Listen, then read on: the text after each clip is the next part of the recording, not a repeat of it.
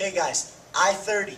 The point of this class, first of all, a lot of guys from the top of guard, they reach, they push on the neck, or they masapão choke. And we have to know, first of all, feel comfortable. Always got to defend your neck. Just because I say it won't work, I've almost been put to sleep with masapão from inside, from me on the bottom. So like, you do have to take it seriously if you start feeling it on your neck. But it should be easy to defend. We should feel safe with this. The choke, I grab my left hand on the lapel, my right hand holds this way. So left hand holds thumb up, right hand holds thumb towards me. And I'm going to push that way. So I get my weight up on him, and I'm going to make him tap. I don't recommend this choke, but a lot of guys do it. A lot of guys do that, or they watch Friday the 13th, and they choke like this. Same thing. Especially when the guy stands up. That's what we're going to be focusing on for this class, like that. You're going to see it a lot. Whenever I go to the white belt tournaments, I always think, man, hope we have this technique well. So now, Brian, give me on top, please, sir. Right here. First, defending the position.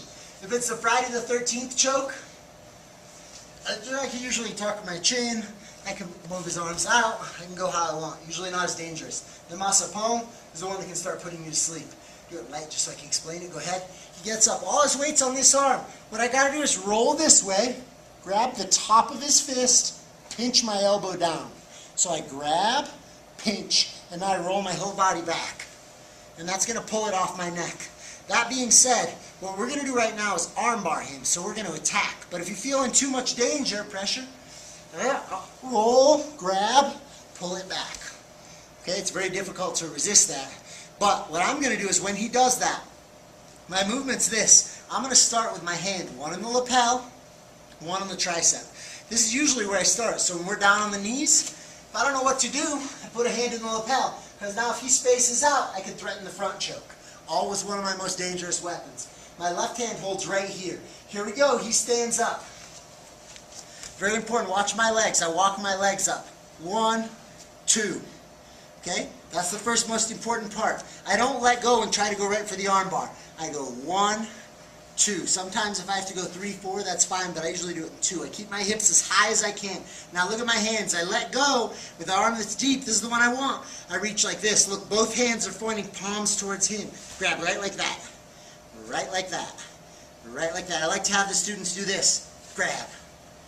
Grab. Notice my left hand. I don't grab. I just go like this around it and I pinch. Pull that arm out. He doesn't realize it as being as dangerous as it is, but his arm gets very stuck. Kind of like if you have children, Curious George sticks his hand in the bottle and he can't get his hand out.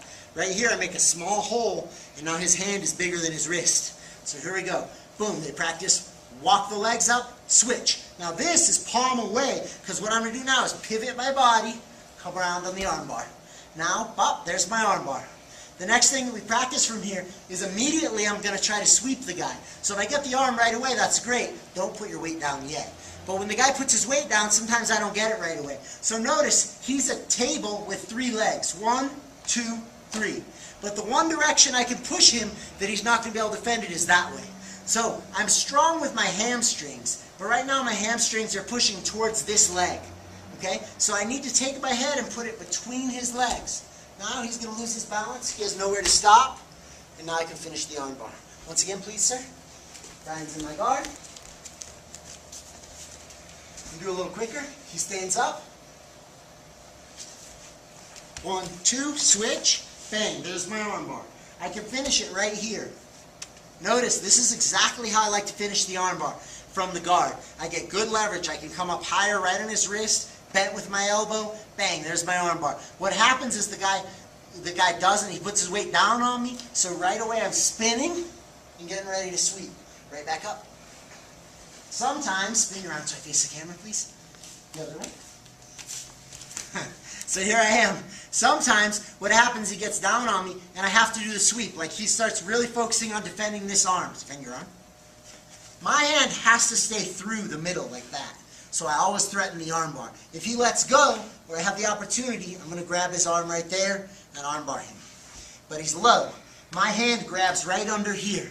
So if my right hand was in for one reason or another, stick my left hand in, take my right hand out, fish between his legs. I want to get my head between his legs. So I push, push, push, push, push, get there. Now my hamstrings go, and I can lift and it pushes him right towards the table, leg that he's missing. Boom, he's on his back. Now I can work on opening it up and finishing the armbar. It's the class this week. Guys, if you're not students at Easton Brazilian Jiu Jitsu, come down and take a class. We'd love to see you. Thank you very much.